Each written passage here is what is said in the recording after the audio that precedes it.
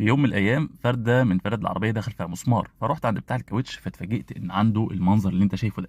عند رقم واحد النقشه واقعه اساسا، رقم اتنين الفرده ممسوحه يعني بالكامل، رقم تلاتة ممسوحه 100%، واللي تحت الوضع اسوأ. المهم بصيت بعد كده لقيت فرده السلك طالع منها بشكل غريب. انا عمري في حياتي ما شفت المنظر ده. الفرده دي لا هي مفرقعه ولا هي سليمه، يعني مجرد السلك طالع منها. فايه اللي ايه المنظر ده؟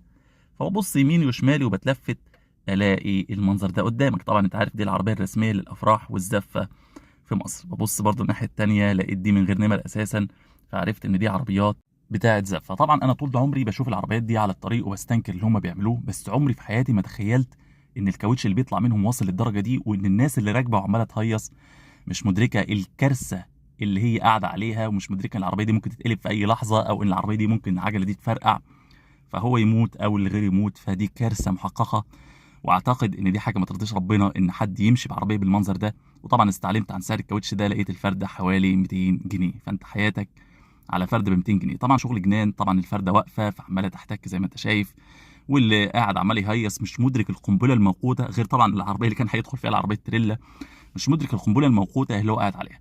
طبعا واخدين الشارع بالطول وبالعرض، ما لوش علاقه بالمقابل، العربيه هي كان هيخبطها. فاوضاع يعني صعبه صعبه صعبه. بس انا طول عمري كنت فاهمها على قد ان هم بيمشوا ماشي غلط وبيقعدوا يلوشوا يمين وشمال، لكن عمري ما تخيلت ان الكاوتش واصل للمرحله السيئه دي. طيب هو بقى بيعملها ازاي؟ بيجي شادد الهاند على الاخر، جايب الجير على الدي، وكاسر الدركسون على الاخر، خلاص، ويجي دايس بنزين. اول ما بيدوس بنزين بتبتدي بقى العربيه على طول ايه، تعوم زي ما هوريكم دلوقتي.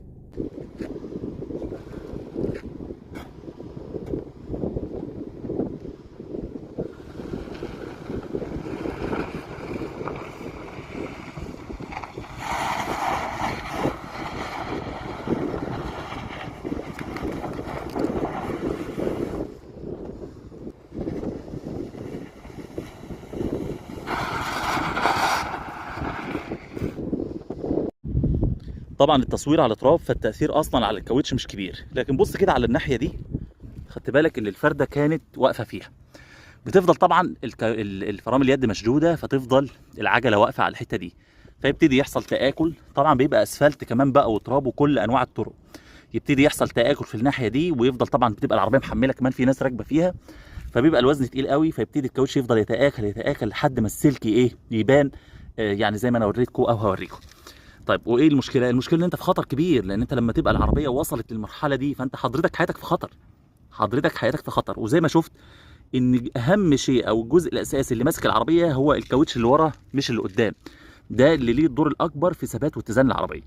فبالتالي انت بتجازف بحياتك بشكل خطير، لان العربيه بتعوم تماما اول ما انت يعني توقف الكاوتش اللي ورا عن العمل. العربيه بتبقى عايمه تماما كانها ماشيه ايه، ماشيه على زيت. طبعا علشان تبقى فاهم، سعر الفرده السليمه هي اللي ب 200 جنيه. سليمه ب 200 جنيه، ده احنا كلنا نروح نجيب من هناك. لا حضرتك دي بس فرده اولا منتهيه الصلاحيه، خلاص. يعني بتوع الكاوتش اللي هم بيشتغلوا في الحاجات دي بيبقى موفر فرده منتهيه الصلاحيه، رقم واحد.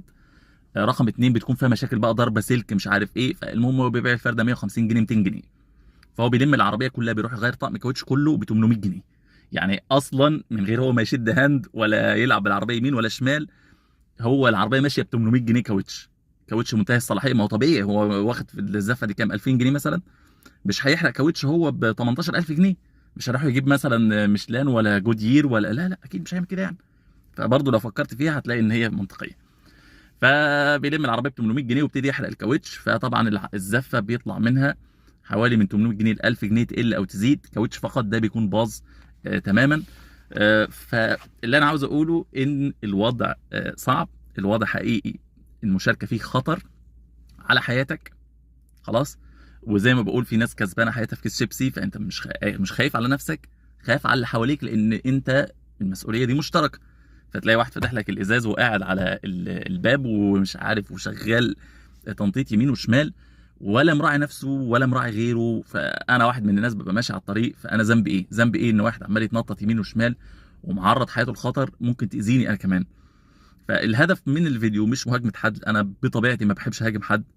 الهدف من الفيديو هو التوعيه وتنبيه ضمير الناس ان ده حرام يا جماعه، ده حرام. حرام على نفسك ولا تلقوا بايديكم الى التهلكه، وحرام على نفسك اللي حواليك، حرام على نفسك عيالك، حرام عليك على نفسك الاطفال اللي بيكونوا ماشيين كده قاعدين في العربيات بالشكل دوت. العربيات دي ماشيه على قنبله موقوته هتنفجر في اي لحظه. خلاص، زي ما قلت انا مش بهاجم حد، لان انا والله ما نيتي ان انا هاجم حد واكره قطع الارزاق، ولكن الوضع فعلا ما يتسكتش عليه. والمعلومات اللي انا بقولها انا متاكد ان اغلبكم اول مره يعرفها، لان انا اول مره اعرفها انا كمان، فغالبا كلنا ما كناش نعرف المعلومات دي. رجاء نشر الفيديو، رجاء الاهتمام بالحاجات دي، لان فعلا الموضوع حقيقي مش سهل.